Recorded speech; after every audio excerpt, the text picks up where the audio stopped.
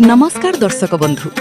आज माया और ममता सीरियल रे देखा मिलिबो एक भयंकर धमाकादार सीन।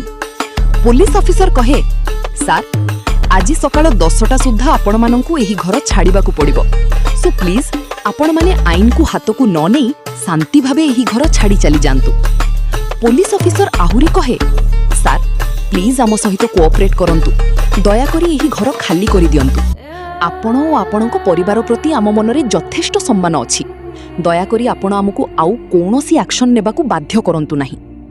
आनंद कहे, देखंतु आम उपरे जहा जहा आरोप लागिछि से सबु मिछ, आमको आम निर्दोषपणिया प्रूफ करिबा पई टिके सुजोग मिलिबा उचित। कोर्ट ऑफिसर कहे, देखंतु से सुजोग आउ आपणको कोर्ट भी देबनी, तेणु करी आपण जेते शीघ्र पारुछंती एही घर छाड़ी चली जांतु।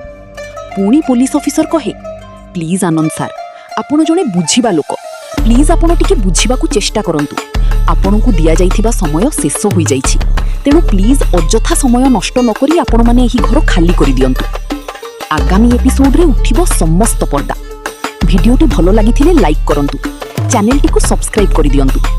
दर्शक बंधु, आपणकू कोन लागुछि घरर केउ सदस्य रूपसांकू एही सब कामरे सहाय्य करूछंती? निश्चय कमेंट करि जणांतु।